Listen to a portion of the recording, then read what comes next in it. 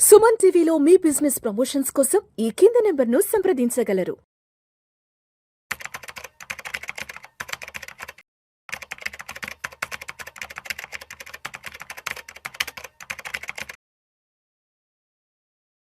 Sir Giribabu గారు నమస్తే sir. నమస్తే అండి. Welcome to Vishnu talks. Thank you. So Giribabu గారు, ఇప్పుడు మనందరం రకరకాల ఇన్వెస్ట్మెంట్స్ చేస్తూ ఉంటాము. ఆ ఇన్వెస్ట్మెంట్స్ మీద రకరకాలుగా రిటర్న్స్ వస్తూ ఉంటాయి కదా.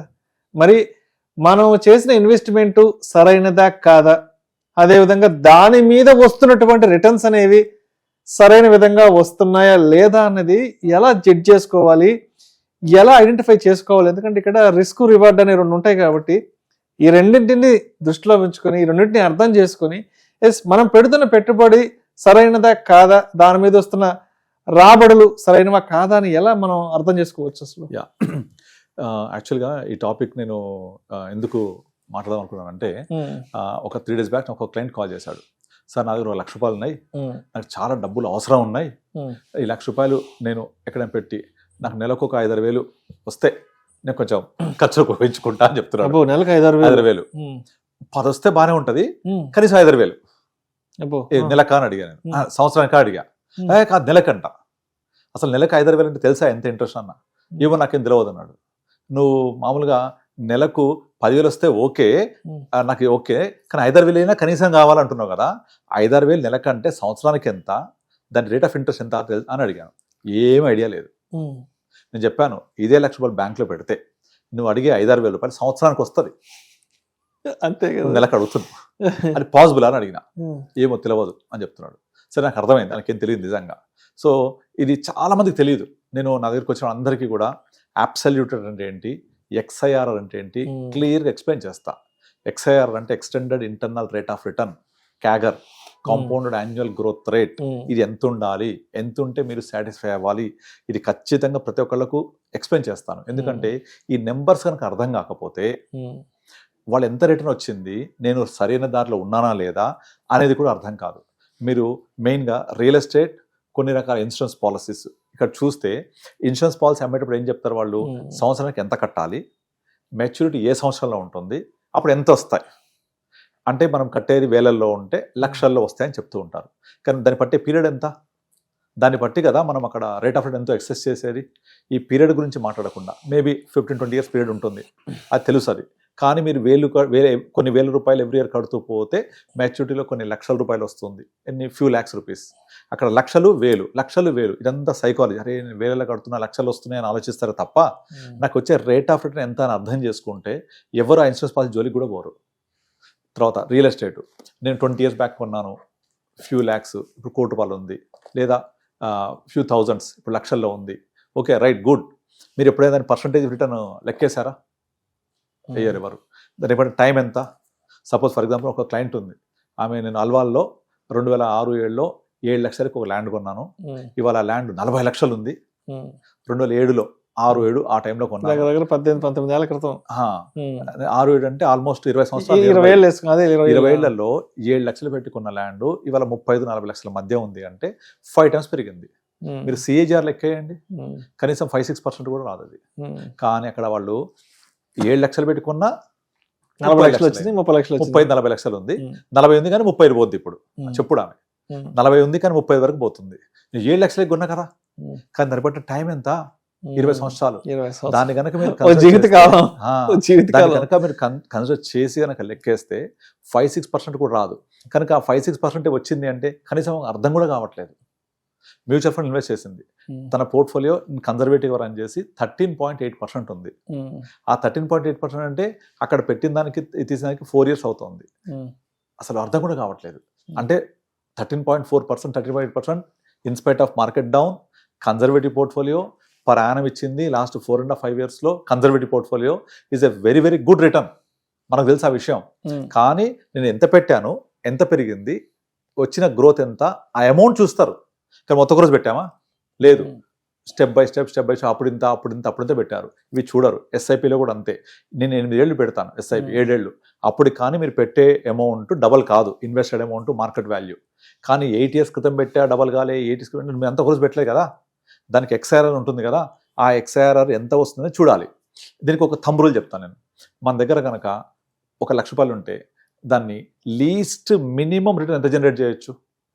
Simple. Bank, state bank of India, the safest bank in India వెళ్తే ఇవాళ ఉన్న రేట్ ప్రకారం 6.5% ఇస్తారు. సో ఏ ఇన్వెస్ట్మెంట్ అయినా సరే minimum rate of interest 6.5% bank ద్వారా వచ్చినప్పుడు మనము ఎక్కడ ఇన్వెస్ట్ చేసినా కూడా అంతకంటే ఎక్కువ రావాలి కదా. సో దీన్ని ఏమంటాం అంటే ఆపర్చునిటీ కాస్ట్ అంటాం. Opportunity cost says that least risk taken, least efforts you have kept. అసలు ఏం ఎఫర్ట్స్ లేకుండా, బుర్ర ఉపయోగించుకోకుండా, ఏమి చేయకుండా వచ్చే రిటర్న్ 6.5%. దీన్ని స్కేల్ ఆఫ్ 0 to 10 అని రాస్తే ఈ స్కేల్లో 0 అంటే 0 రిస్క్, రివార్డ్ ఈస్ 6.5%. అంటే 1 to 10 స్కేల్లో రాస్తే ఇది 1లో ఉంటుందన్నమాట. అంటే 1 to స్కేల్ ఏంటంటే 1 ఒక ఇన్వెస్ట్మెంట్, రిస్క్ పెరుగుద్ది 2, ఇంకా రిస్క్ పెరుగుద్ది 3 ప్రకారంగా రివార్డ్ కూడా పెరుగుతూ ఉంటుంది. అలా తీసుకుంటే 1లో ఉండేది FD 6%. Number 2 mutual funds. ఎంత రావాలి మ్యూచువల్ ఫండ్స్? మినిమం ఒక 12%, అంటే డబల్ దాన్ ది బ్యాంక్. రెండోది ఆల్రెడీ 6% బ్యాంక్ ఇస్తుందంటే ఇన్ఫ్లేషన్ కూడా 6 కదా. సో ఇన్ఫ్లేషన్ తీసేస్తే net return is 0. So bank లో ఇన్వెస్ట్ చేయడం వల్ల ఇన్ఫ్లేషన్ బీట్ చేయరు కాబట్టి నెట్ ఇన్ఫ్లేషన్ ఇస్ 0, రైట్. దాని నెక్స్ట్ లెవెల్కి వెళ్దాం. 2 మ్యూచువల్ ఫండ్స్ 12+ ఇస్తాయి. అంటే బ్యాంక్ అంటే డబల్, ఇన్ఫ్లేషన్ కంటే డబల్. సో ఇన్ఫ్లేషన్ పోతే 6 to 7% వచ్చినట్టే return. Number 3 stock market. Risk ఎక్కువ, రివార్డ్ ఎక్కువ. అక్కడ 18-20 కూడా రావచ్చు, పోతే అది కూడా మొత్తం పోవచ్చు. Number 4 trading. Stock market investment, trading ఎక్కువ రావచ్చు, పోవచ్చు. స్పెక్యులేషన్, F&O ఇంకా రిస్క్, అది డేంజర్. పోతే 50 1 నిమిషంలో పోతాయి, వస్తే 50 వస్తాయి గంట సేపట్లో, కానీ ఎంత రిస్క్. నెక్స్ట్ ఆ పైన క్రిప్టో కరెన్సీ, ఇంకా రిస్క్. అంటే మీరు ఇక్కడ స్కేల్ 1, 2, 3, 4 పైకి వెళ్ళినా కొద్దీ bank FD, mutual fund, stock market, trading, F&O, crypto currency ఇలా పోతూ ఉంటే సినిమా ఇండస్ట్రీ, ఫైనాన్స్ ఉంటుంది, అది 8-10% రిటర్న్ వస్తుంది. కానీ ఎంత రిస్క్ ఉంటుంది? సినిమా రాకపోతే, బయట రాకపోతే మొత్తం పోయినట్టు. ఆ పైన ఇది మన దాని ఏమంటారు, అదే మన IPL బెట్టింగ్ ఉంటుంది చూసారా, అలాంటి బెట్టింగ్స్ అవన్నీ కూడా, బెట్టింగ్ యాప్స్, అవి ఇంకా ఎక్కువ రిస్క్ ఉంటుంది. అంటే ఇక్కడ రిస్క్ తీసుకున్న కొద్దీ రివార్డ్ పెరుగుతోంది.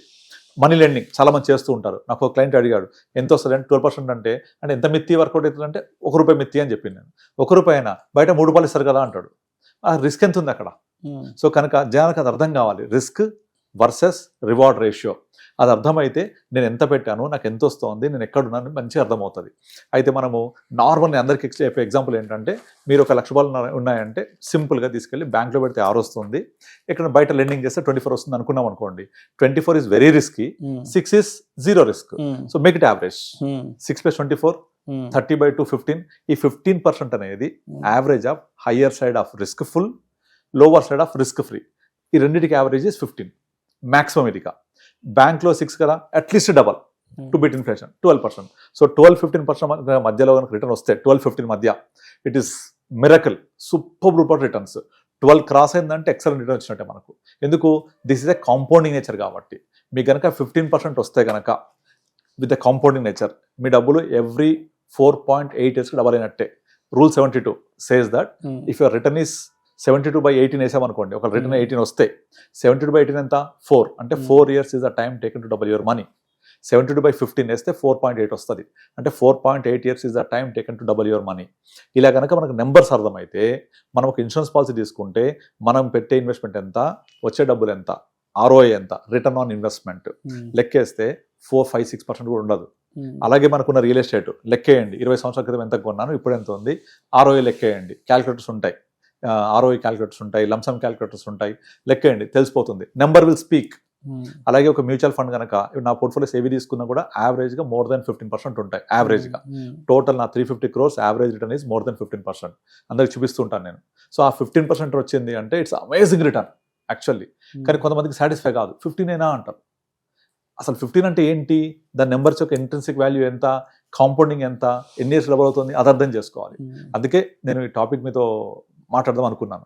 సో నాకు ₹1,00,000 అవసరం ఉంది కదా అంటే 5,000 ఇచ్చినా సరిపోదు, 10,000 సరిపోదు, కానీ వస్తాయా, రిస్క్ ఎంత? నేను అదే చెప్పాను. నన్ను అడిగేవాడు సరిపోయింది, వేరే వాళ్ళు అడుగుంటే కనుక వాళ్ళు మొత్తం గుండుసున్నా పెడతారు, అదే అంతా మోసం చేస్తూ ఉంటారు. అట్లా చేయొద్దు. మీరు కంపల్సరీ ఎంత వస్తే అర్థం చేసుకోవాలి. 6,000 కావాలంటే సంవత్సరానికి వస్తుంది బ్యాంక్లో వేస్తే సేఫ్గా. మ్యూచువల్ ఫండ్స్ అయితే 10-12% అంతే. It is compounded again. Right. Okay, thank you sir. Thank you so much Giribabu garu. Thank you అండి.